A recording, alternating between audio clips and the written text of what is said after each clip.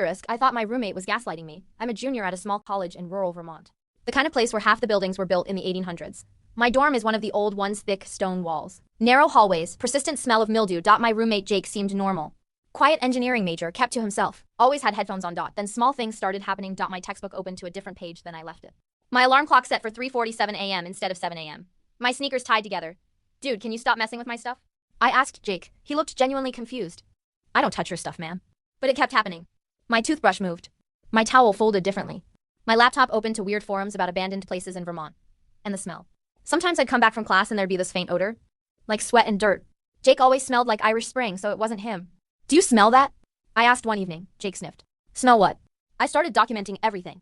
Photos of my desk, my bed, my bookshelf, all showing tiny changes. Then I found the handprints. I'd spilled powder from my protein container and didn't clean it up.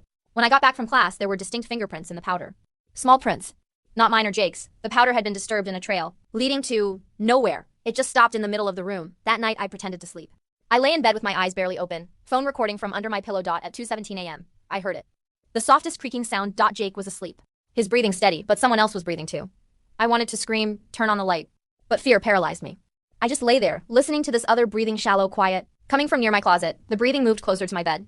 I could smell it now, that unwashed smell, stronger than ever. Through my barely open eyes, I saw it. A shape, small, crouched between my bed and Jake's desk. It was watching me. I must have made some sound because the shape suddenly scurried away. My closet door creaked open and then silence. The next morning, I was packed and requesting a room change before Jake woke up. You're leaving? He asked. There's someone living in our room, I said, voice shaking. In the closet or I don't know where. I showed him the video. You couldn't see much, just a dark shape. But you could hear it. The breathing. The footsteps. We need to call security, Jake said. Security searched our room top to bottom. The closet was packed with clothes. The space under the beds barely fit a storage bin. There's nowhere someone could hide in here, the guard said. Check the walls. These old buildings have spaces, right? They knocked on walls, checked for loose panels. Nothing. I moved out anyway. Got a single in the newer dorm. 3 weeks later, they found him, a freshman from 2 years ago who'd been reported missing. Everyone assumed he'd dropped out. His parents thought he was still enrolled. The school thought his parents had withdrawn him. He'd been living in the walls. The entire third floor had this crawl space between the ceiling and the floor above. 18 inches of space.